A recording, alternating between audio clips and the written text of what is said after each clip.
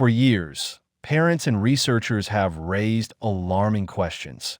Could a common pain reliever, trusted in nearly every household, have hidden effects on child development? Tylenol, also known as acetaminophen, is marketed as safe and effective.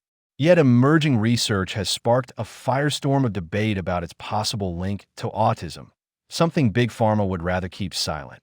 Tylenol, or acetaminophen, has long been considered one of the safest over-the-counter drugs, often recommended to pregnant women to treat fever and pain. However, a growing body of research suggests that its widespread use during pregnancy might not be as harmless as once believed.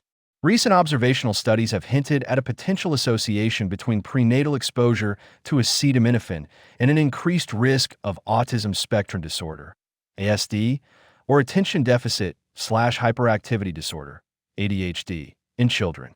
Although these findings are not conclusive, they have raised important questions about the long-term effects of this drug on fetal brain development.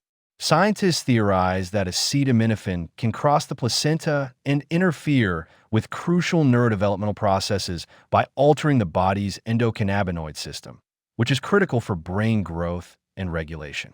Moreover, studies in animals have shown that excessive or prolonged exposure can disrupt hormone levels and oxidative stress pathways, both of which play a role in neurological development.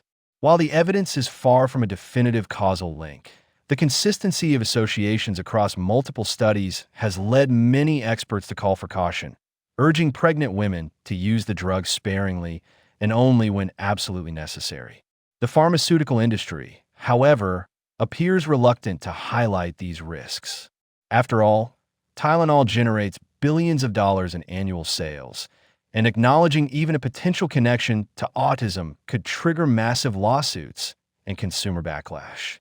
Critics argue that this economic incentive explains why drug companies and their allies often downplay the risks, framing the research as inconclusive and dismissing parental concerns as overreaction.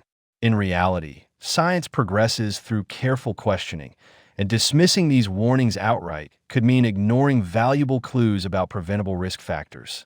For parents and expectant mothers, the question becomes not whether Tylenol is dangerous for everyone, but whether its risks outweigh the benefits during the critical months of pregnancy. If further research continues to confirm these suspicions, it could mark one of the most significant public health revelations in decades, one that industry giants may not be eager to. The controversy surrounding Tylenol and autism is not simply about science. It is also about power, profit, and the control of information. Pharmaceutical companies, often referred to collectively as Big Pharma, have an enormous financial stake in maintaining Tylenol's reputation as a safe, go-to medication.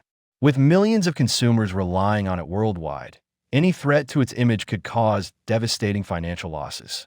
This explains why some believe that research suggesting potential harm is quietly suppressed, underfunded, or strategically dismissed.